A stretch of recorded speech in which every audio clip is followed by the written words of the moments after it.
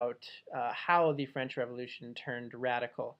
And I'll pick up with that here, with the Reign of Terror, as I say here, the second stage where it gets radical. And just as a recap, when the king it makes the run and tries to get out of France and get some help from foreign powers and come back. That's part one of how this gets radical. Part two of how this gets radical is that the Austrians and Prussians say don't kill the king, and the French do exactly that for treason, for trying to run away from Paris and from France.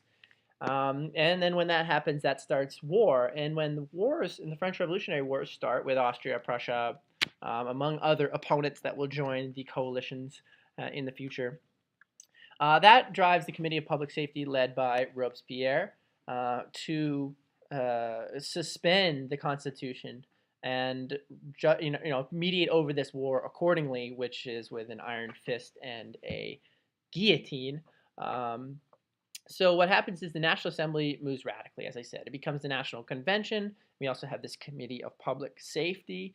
And they start to go after anyone against the revolution. In the same way that the Sans-Culottes and the September massacres killed all the people in the prisons who they thought were against the revolution, the radicals, including the Jacobins and the left-leaning group in the National Assembly, which has become the National Convention, actually rounds up a lot of the Girondists who were the more, I guess, conservative or moderate of the revolutionaries in the National Assembly, and start to put them in jail and through short trials that end up with the death of the moderates.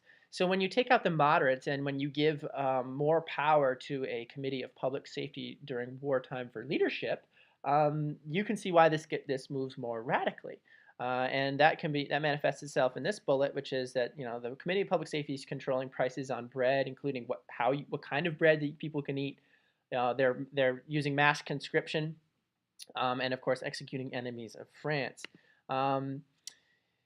Those who were against the revolution were often put to death with the guillotine, as I said previously, but also any counter-revolutions that might have happened outside Paris was often put down with brutal execution-style killing. And so the killing is only going to continue as we move forward in what becomes known as the Terror, the Reign of Terror. And it was because of threats. As I said, due process or constitution is suspended. And as I said, in counter-revolutions that were happening in the countryside, often the French army would show up and put it down and often shoot those people who started the counter-revolution and kill them. And so the convention, in the bottom note, the terror allows the convention to move more radical. The Committee of Public Safety can move more radical. And eventually that stops. And that's going to the Danton, who was, all radical with Robespierre, all in favor of the movement of the French Revolution leftward and for the Jacobins and radically, he actually is going to finally say, okay, things are better in the war and the economy. We need to slow up on all the killing and all the craziness and whatnot. And this for Danton is, probably a smart decision, but Robespierre disagrees and says this is treason. This is Danton going against the revolution, going against and going against the armies that are in the field, which Danton actually helped raise, actually. And actually, the next day when Danton shows up, he gets arrested for suggesting that the revolution has gone far enough. Robespierre disagrees, obviously, and the Dantonists or anyone who agreed with him that the revolution had gone too far, they get executed in what is the height of the guillotining in Paris, which means that again this is one more moderate group. First the Girondists, now the Dantonists, that are being eliminated and allowing what is going on in the revolution to only get more radical. However, finally, in this last note here in July, which is in the French Revolutionary calendar, Thermidor, when Robespierre decides he's going to go even more leftward radical and decides he's going to kill even more enemies of the Republic, the National Convention puts its foot down.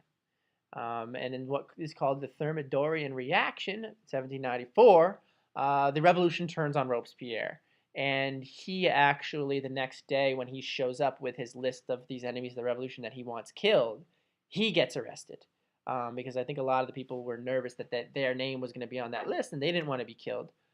So instead, the group got together and got Robespierre, and he of course tries to kill himself after he's in custody in Paris and shoots himself in the jaw, so he can't even speak when he gets marched up to the guillotine, where he gets his head chopped off.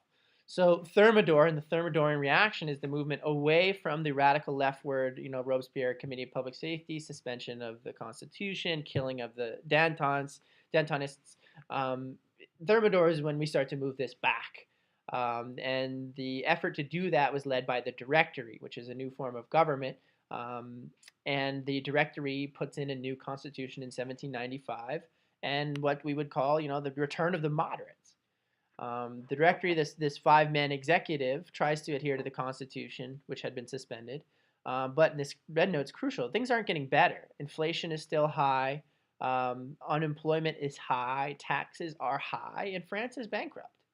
And as you see, even the democratic process isn't necessarily moving smoothly with this new constitution and this new order under the moderates and the Directory.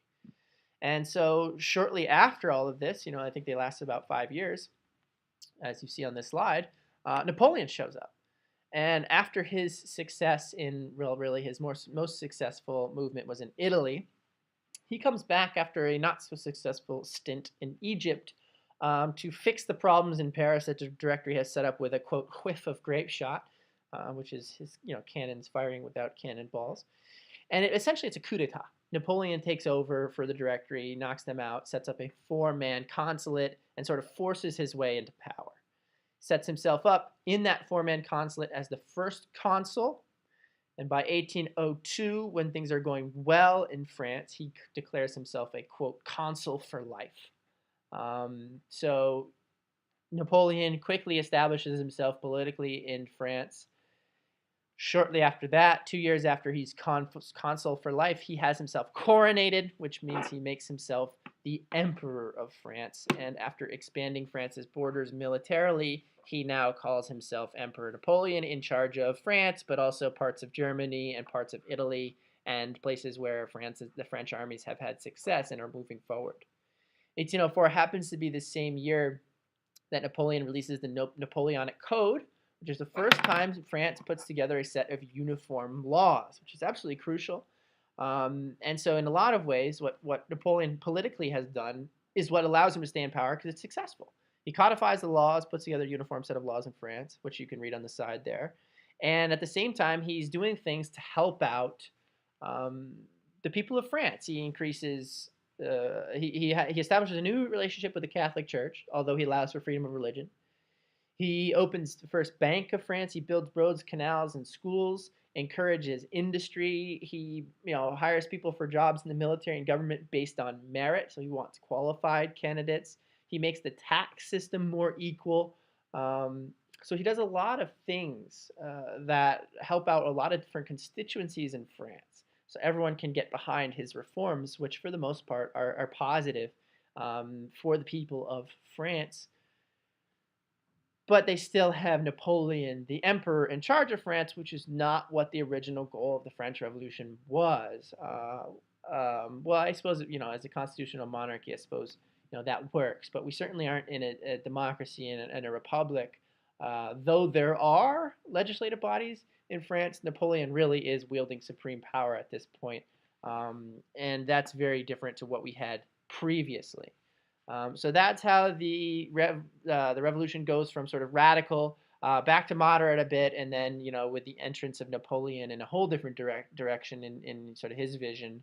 And the next video I'm going to shoot will be about the French Revolutionary Wars, in particular Napoleon's role in that, and therefore all the way to the demise of Napoleon and what happens in the end of the revolution. So stay tuned for my next installment.